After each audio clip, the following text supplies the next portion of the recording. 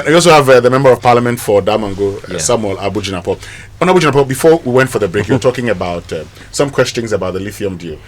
Roxanne is here. He may have a bite on that as well. Well, I was making the fundamental point that what really matters is that at the end of the day, whatever transaction is secured must be in the national interest. I think that's what we're all asking for.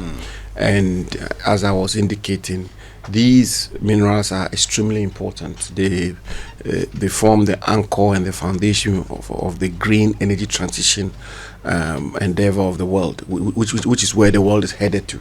And so whatever arrangement we put in place must be in the national interest. And I was talking about the royalty rate, which I was posing a question: if the price of lithium today is say more than the price of lithium when the royalty rate was pegged at 10%, why do we then start at a base rate of 5%? These are legitimate questions which have to be answered. The issue of the refinery, the issue of the value addition, there's an indication that the scoping is already been done, and the scoping report is indicated that it will not be viable to have a refinery here in Ghana. Why so? And why is it the case that when the first arrangement was made, there was an insistence on the establishment of some form of value addition in Ghana? And why is it the case that this time around we are being told that a report has already been delivered which suggests that we will not have any value addition? That report, they say actually that current and previous lands ministers were aware of. Well, I wasn't. I in my time, when the lease was presented to Parliament, the indication had been made clearly, and it was captured in the lease, that there will be value addition following the preparation of a scoping report after the scoping has been done. And finally, also, is the other issues of listing on the Ghana Stock Exchange, the interest that the Minerals Income Investment Fund was supposed to hold, the community interest, the catchment area was supposed to have 1%. Then, of course, we also insisted on a certain package, a certain regime, which will mean a certain retention of the value chain. So these are all legitimate questions that I believe that the government and the minister will have to interrogate. I mean, leader is here, leader will educate us on that. It will appear to me that Parliament itself may not even have the opportunity to scrutinize this, because there's an LI which has been laid before Parliament, and a certain number of days will automatically ensure its passage. But when it's all said and done, look, if we do the interrogation and it's in the interest of the country, why not? We will all support it. And if it is not, I believe that constructive engagement should take us to the point where this transaction is structured in a manner that will be in the interest of Ghana. At the end of the day, our country first. Great, that's the Honorable Samuel Abu Jinapor, Member of Parliament for Damango. Also in studio, Roxanne Nelson Dafeamekpor, Member of Parliament for South Nayi and Majority Chief Whip. What's your take on this? Well, I agree with Abu to the extent that we must always look out for the greater interest of the state and in drafting and executing contracts of this nature. I recall when he was the sector minister just about 12 months ago, when he brought a similar, in fact he brought the original agreement, brought it to Parliament. There were concerns, especially also about the rates. If you read the agreement today, the only material change was the rate. And so having listened to himself, some other key stakeholders and CSOs, we saw it fit to withdraw it and to have regard to the concerns raised. So that necessitated the need for the legal framework. It has to change. That's the fundamental thing we have to do. So now we brought a regulation that if it passes, gives us the opportunity to now negotiate the rate as and when the conditions, or we negotiate the rate that will be acceptable to both parties to the agreement. The framework as it is now pins us to a certain, that you can't go beyond a certain percentage, and that's what we want to avoid. So the new regime will give you the opportunity to negotiate. Talking about that framework, because I saw what they used and the Honorable Jinapor was the law that says the royalty rate should be fixed by this thing. So at the time, we had actually changed the laws that gave them the chance to fix the rates. So the argument that the royalty rate should be 5, that law had been repealed, and a new law that said we shall fix the royalty rate, and that's how come they fixed it at 10. So it was open to negotiations. No, I think what was open to the negotiations is the royalties. So nobody wants to go beyond 10. Yes. Because then it becomes a disincentive. But the new law gives you opportunity to even go beyond 10. Yeah, up to 12%. Up to 12, yeah. So based on the price per ton. Yes, price and all other factors. So I believe that the committee is being laid and referred to the committee on subsidiary legislation. They'll look at it and come with a report. And I'm sure when we return in January, sometime in January, these matters will be brought before the floor for us to look at it critically and have a better legal regime that would clearly govern some of these matters. Because honestly, I'm for the situation where we can explore our own mineral resources, without a foreigner coming in to invest. That's it. Okay, but finally on this, for those of you, for you in the NDC, because Sami Jemfi, then as National Communications Officer, organized a press conference around the time that the agreement was presented to Parliament, and said we could have had more. He says the NDC would push for more. What changed? And that's exactly what we are doing. You brought 5% first. Yes. That was not pushing for more. No, you see, because the global economic outlook for lithium just a year ago has changed, and so the investor had concerns. So, but the country say no. We think that we can demand for more, and the NDC agrees. We've never changed from our original position. But what will give you more is that you must have the existing legal regime that makes it feasible, and that's what we are doing. Okay.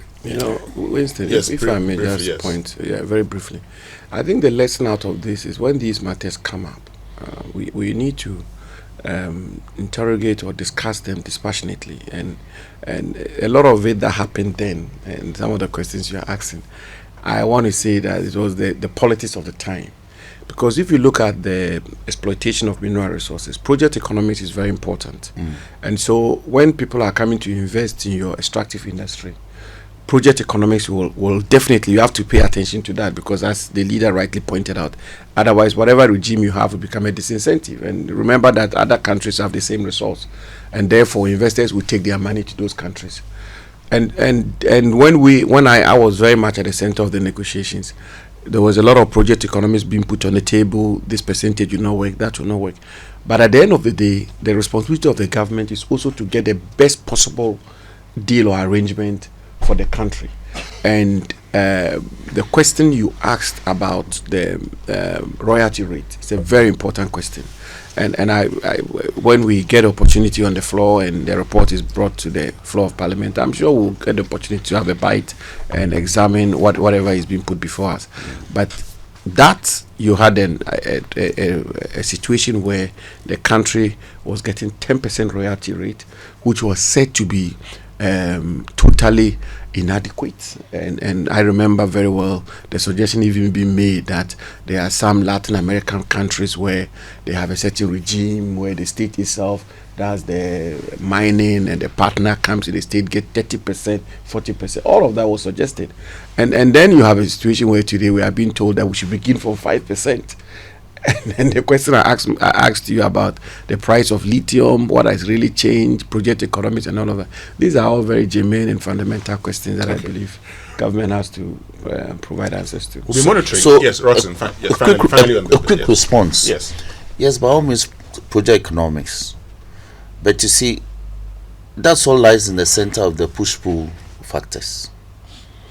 So if at the time he came, just about a year ago, it's not too long ago, just about 1.5 years ago, the indications were that the people were ready to set up, because they done the reconnaissance, they done the processing, and they were ready to go. So there was some agency attached to his initial agreement, and so these were the concerns. But then it turns out that the people are not taking off. After all, they still have a lot of preparatory arrangements and processes to go through. So nothing really has taken off. Indeed, resettlement and all those matters are still outstanding. How do you resettle the communities that fall within the concession zone? So, like it said, if we return in January and the report comes, all these factors and considerations will come to bear on eventually what we want to do with that Lithium agreement.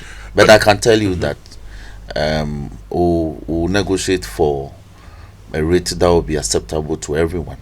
So that at least they can start. The most important thing is starting, and let's see what we can get out of that. But now that I have you, Roxanne Nelson, Dafeamekpor, briefly on your private members bill. Yes. Now, you wanted the office of the special prosecutor scrapped. Yes.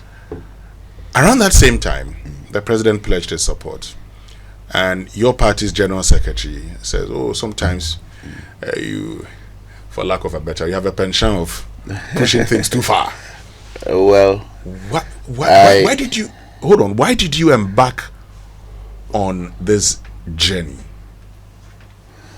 You see, myself and my leader, as you may recall, it wasn't a solo journey.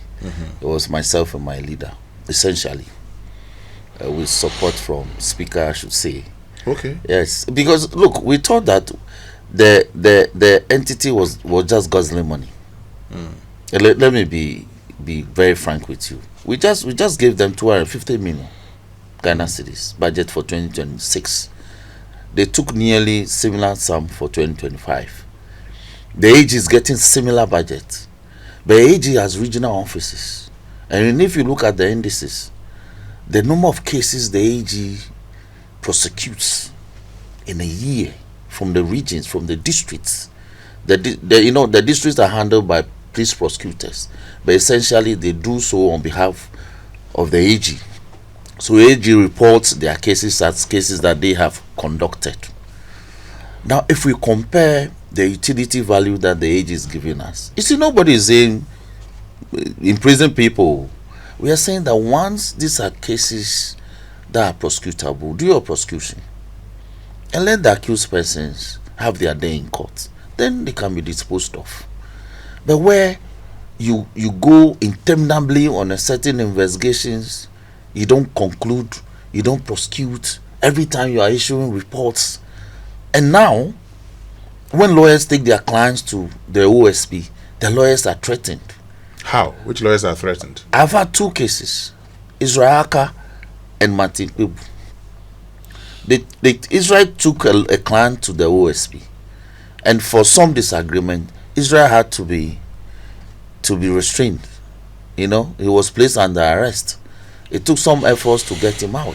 What did he do that placed him under arrest? Because he disagreed with some procedure. If a lawyer disagrees, how can a disagreement over a procedure lead to his arrest? Let me urge you to invite Israel to your studios and listen to him. You'll be surprised.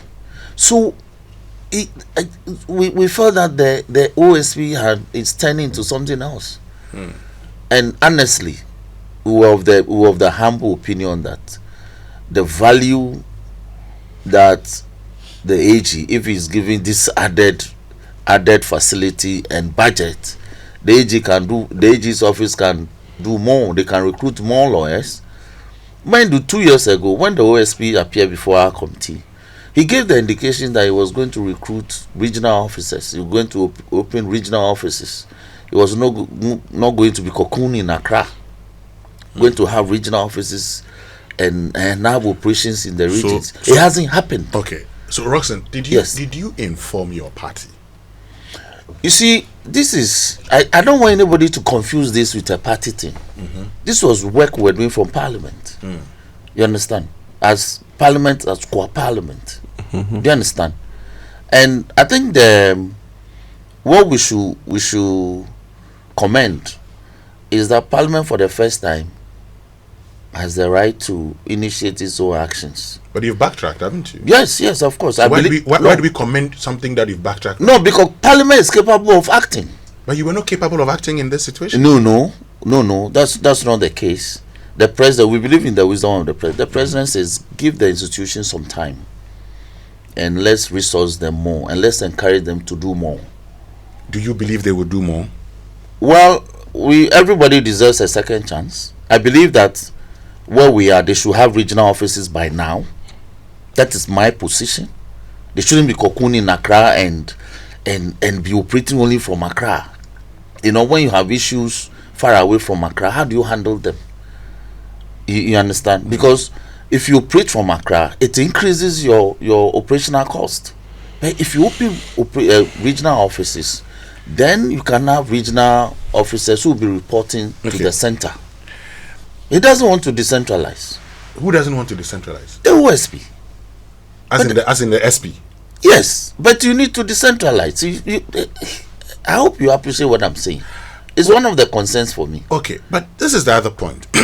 And you, as member of Parliament, you go to Parliament on the ticket of a political party. Yes. Recent rulings and happenings in Parliament is giving your political parties enormous advantage and control over members of Parliament. Yes. So, how can you take a decision of this nature that affects the very fight against corruption under which your party came into office, without consulting your party? I disagree with you. Upon hindsight, I agree that maybe you could have done some consultation with the party upon hindsight, and perhaps with the executive. I agree. That I agree. I concede. Okay. But our actions were rather directed at strengthening anti-corruption fight. Because you see, the anti-corruption fight, or the fight against corruption, should not exist on paper. It should be properly practicalized. Okay. And the OSP appears to be existing on paper. Oh. Whilst other anti-corruption offices like YOCO, like the office of the You've not seen all the cases the OSP is investigating. Which cases? How many cases? The SML case. How many? What has it done about SML? I mean, it took private journalists to work on SML. It didn't take the OSP. Petition the OSP. Please, I'm saying. But the petition. I'm saying the private journalists petition the OSP. It took private journalists. It took somebody's private money to expose SML. They didn't take the OSP. It did not. But when it comes to the fight against corruption, it shouldn't take the credit. You would actually rely on whistleblowers. So if a private journalist, so we have a Whistleblowers Act. Yes. So if a private journalist, we have an act here. Yeah. Exactly. So don't wrong? Credit the OSP with that. But they are investigating. They are going to. I'm saying how long? When the journalists expose this matter, it's over 2 years now. How long does it take? They were investigating. After the journalist has done the investigations, they did the investigations. So your as an office, your responsibility was to determine whether or not the evidence gathered so far was of some evidential value for purposes of making a prima facie determination, which as a prosecutorial office you are supposed to do before you file charges. If you don't make a prima facie determination, you don't go to court. So prima facie determination shouldn't take you more than 2 years to do, unless you are saying that the expose done by the journalists were such that they were not prosecutable. Let me just finish this with you, Honorable Roxanne. So I was making the point. YOCO is doing well. FIC, that's Financial Intelligence Center, they are doing well. Aegis Department, they're also doing well. And one other agency. What can you say about the OSP? You said they are not doing well. What have they done? Then in that case, you still believe that office shouldn't exist? No, but the president said we should give them time. The president says? The president has had some engagement with them. It's reported that they he went to see the president. So your give them some time now is based on the presidency. Yes, on what the president has said. Yes, of course. But for you feel they should have been gone. But for that, me and my boss would have led the process. So with the help of the speaker. Why? The speaker is not objected. He didn't object. He's always been against that office. Not that he's always been against. You see, in the debates for the establishment, he was against it. Yes, you see, because we believe that if you resource the office of the AG properly, the AG could give us more than the office that we created and the expectations that we have. You know, so believing in principle is always fine. Okay. Yes.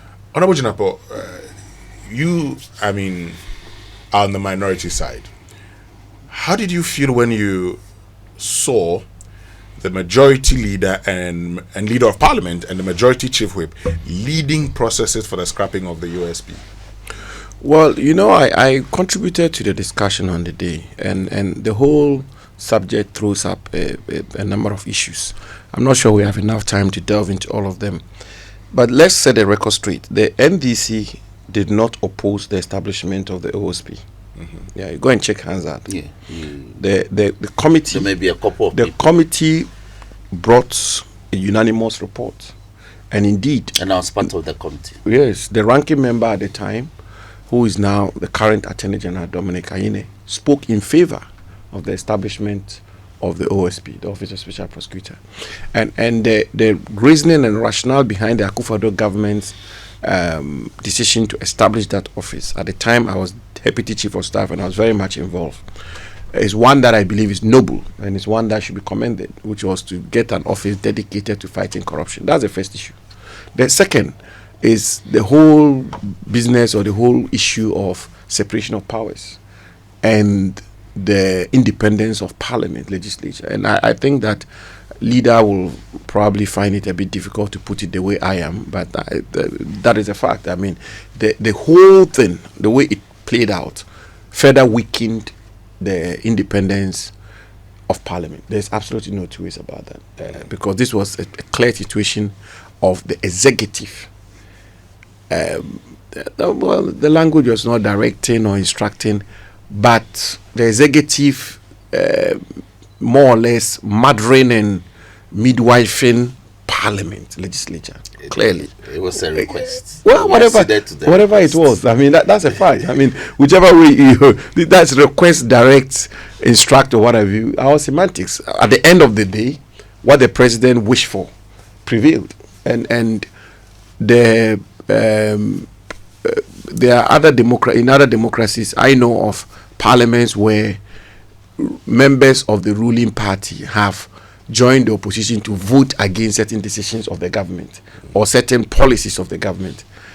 I'm also not naive, and I'm not going to be pretentious here to say that the executive doesn't have some influence in parliament. There's absolutely no. In the Akufo-Addo government, the executive had influence.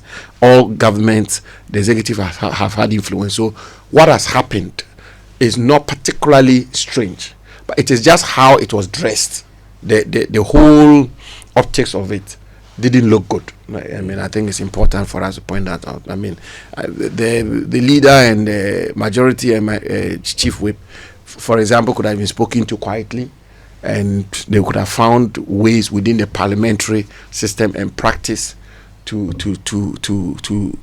allow or to let what they are trying to do slide, or to let sleeping dogs lie, as we say in Ghana. But the public almost rebuke of the majority leader and the chief whip, both by the executive and the party, in my personal respectful view, was not a rebuke to them personally. In my view, it wasn't an embarrassment to the majority or the majority chief whip personally. I think it was more of a rebuke to parliament, and it was a further weakening of the independence of parliament. That's the second point. The third and final point is the big question out there. Should we keep the Office of Special Prosecutor? Has the Office of Special Prosecutor delivered? Have they been effective and all of that? I think the jury is still out there. But what's your verdict? Well, I will make it. I will not take a position on it. But there are certain matters that I believe we need to discuss, and we should do so dispassionately and not personalize it, not make it look, not discuss it as though the whole issue is about the SP, the special prosecutor, Mr. Kisia Jabe. No. We should not zero it to a person. I mean, I think if we... Well, we've had Martinamidu. Yeah, exactly. If we zero it to, because in any event he will leave. I mean, in a couple of years, I think he'll be exiting the office. I recall the law said the special prosecutor will hold office for 7 years, non-renewable. So I think he has about 2 or 3 more years to go. So it should never be about the person or the special prosecutor, and should more be, or the discussion should focus on the very principle which motivated the establishment of the office itself. First, the legality. I think the question of the legality or the constitutionality is not settled, and we need to further interrogate that. Second is whether or not that is the most effective weapon or tool we can deploy to fight corruption, and whether or not 7 years down the road we can firmly still hold the view that this office is the most efficacious office to clamp down on corruption in our country. If we're able to interrogate these matters dispassionately without political motivation or personal motivation, I believe we can come to some consensus. And if we come to the conclusion that this office is one that we require to fight corruption, then the other question which will arise is, how do we make it? Do we require this office to fight corruption? Well, if you ask me, my own attitude will be that we need to look at what the office has done so far, if you want, case by case. I mean, I think that leader tried to delve into that in terms of, for example, have we had any convictions? We need to ask that question. The office also has a mandate to prevent corruption. Have we had any situation where the office has been able to prevent the occurrence of corruption and save money to the state? Yes. We need to look at the number of cases that they are prosecuting, and even the nature of the cases. Are they all? If you look at all of those things, what's your decision? What's your? I have said that I will not take any conclusive position on this matter. Okay. And the jury is out there, but that we should interrogate it, I think is long overdue. In wrapping up, I need to give you a chance to wish. Let me say this. But before you say that, Dela Russell Okulu, yes, says hi. My constituent. And says former chairman John Adipe's church project is still waiting. Great. You can continue. Yes. That was her father. Oh, okay. Now, you see, you asked the question whether we need the OSP to fight corruption. I think the question is, do we need the OSP as an additional structure to fight? Because we have existing other anti-corruption agencies that are doing remarkably well. They all have their respective mandates. Now, the issue about OSP for me is the value that we are getting. It's performing so below par. That's the problem for me. Okay. Given the level of resources that we are pumping into that office and what we are gaining so far, it's a problem for me. We need to go. So, yes. Your Christmas wishes. Yes. Let me seize the opportunity to wish my constituents in Peki, Pali, Peve, Tongo, Dega, Kojude, Togbe, Atiklaja, Togbe, Akudumpe, Mama Tomalo, my branch executives, constituency executive chairman, DC, my room organizers, youth organizers, my market women, Gemini, Peki, Peve, of course, my leader in parliament, speaker himself, minority leader, my counterpart, Frank Anodompre, very outstanding man. He's been very supportive of difficulties we've had on the floor, but for a lot of the cooperation from him, they'll have more difficulties, but he's a wonderful chief whip, and I want to commend him for that. I wish him all the best and for the festive seasons. The entire membership of parliament, the MPs, we should take care of ourselves, stay safe.